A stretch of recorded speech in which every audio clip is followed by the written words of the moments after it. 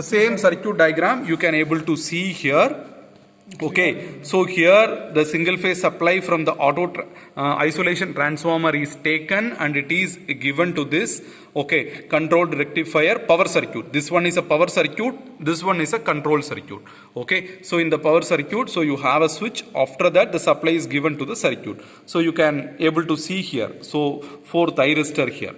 Okay, so all these things are connected as per the circuit shown before. Okay, then it is finally connected to a load. So this is actually the DC supply, okay, from the control rectifier that is normally connected to a controlled to the RL load. Okay, you can able to see the load now, right? So let's we discuss the waveform for this circuit. So here. So this one is actually the waveform of this particular experiment.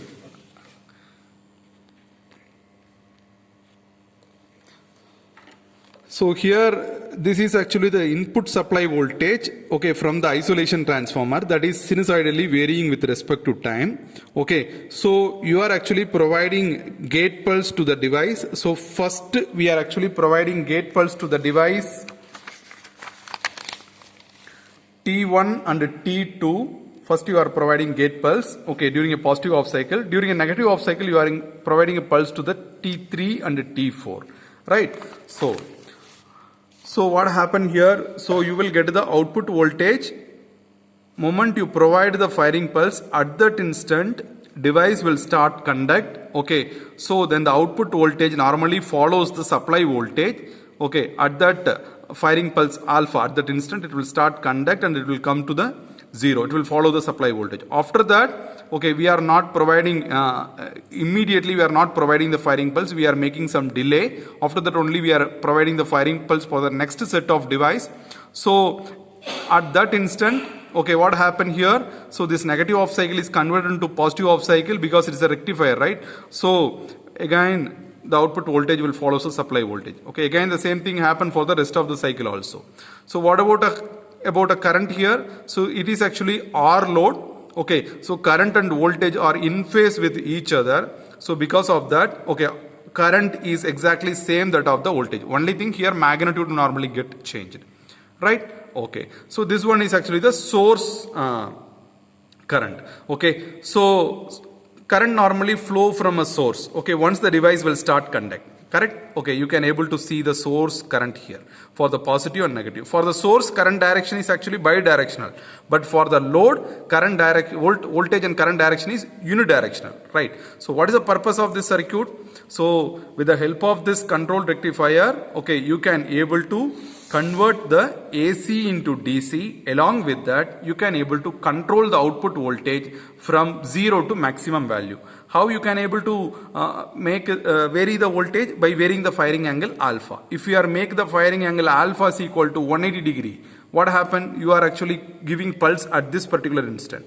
So if you are making pulse at this particular instant, if you see this circle, if you see this cycle, you will not get any output voltage. Output voltage is 0. If you are making firing angle alpha is equal to 0, what happened now? You will normally realize the complete cycle in the output, right? So you will get the maximum voltage. So by varying the firing angle from alpha to 180 degree, you can able to vary the output voltage with the help of the controlled rectifier, right? Now we will look at the waveform in the CRO, right? So in this waveform, in this CRO, you can able to see the waveform here. Okay. First you will see R. Yes. So now you can able to see the output waveform of the fully controlled rectifier. So here you can able to see the waveform here. Okay.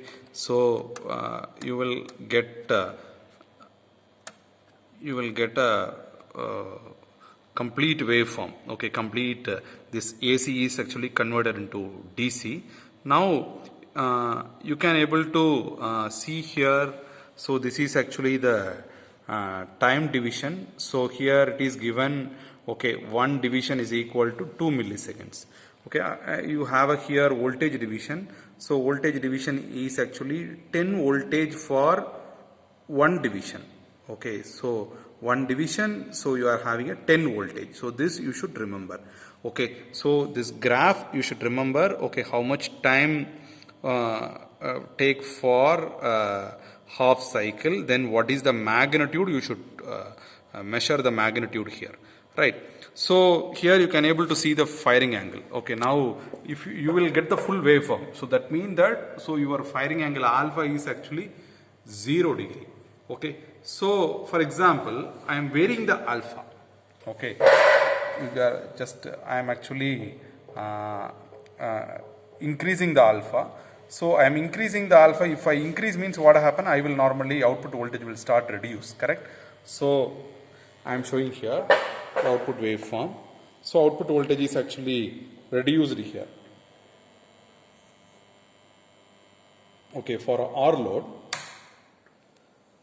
if you see the output voltage is actually reducing, right?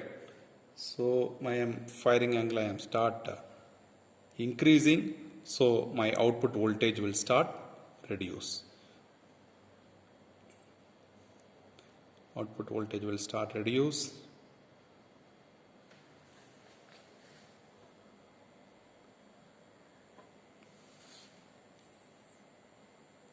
Finally, output voltage will comes to 0. Okay, so output voltage will comes to 0 means you know that, so firing angle alpha is equal to 180 degree. Okay, for this small output waveform, if you see the firing angle, so firing angle is about 168. Okay, if you make the firing angle to 180 degree, then you will get the output voltage will normally you will get 0. So output voltage is actually 0. So here the firing angle is 180 degree. If you see the output waveform is actually 0, right? So what is the understanding from this experiment? Only thing, if you vary the firing angle from alpha is equal to 180 degree to 0, so you can able to control the output voltage, right? Okay. For the output voltage, so this is the expression. So for R load and RLE load, okay, for both the load, right? So you can able to identify the output voltage with the help of this expression. How you will normally get this expression? So that is normally derived, right, in the theory class, right? So now we discuss for RL load. Okay, so for RL load, you know, there is a negative voltage normally present when you make the firing angle alpha is equal to 90 degree, you can able to operate the circuit as a line commutated inverter, right? So here for the alpha is equal to you are making alpha is equal to 0, so you will get the full voltage here. There is no negative spike, right? So exactly you will get the complete full cycle here. So here the firing angle alpha is actually 0 degree. What I am doing, I am actually increasing the firing angle to almost some 30 degree, for example. For one case we will discuss, right? So for 30 degree, if you see, so normally you will get the negative spike here. Okay, so after the 0 crossing, so you have a negative spike here. If you are making the firing angle alpha is equal to exactly 90 degree means, so what happened, I am actually now I am increasing the alpha. If I make this to 90 degree,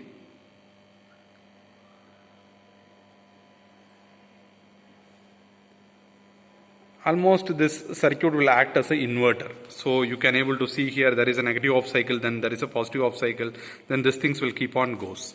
Okay, right. So based on this, you can able to vary the output voltage, and also you can able to act the circuit as an inverter, right.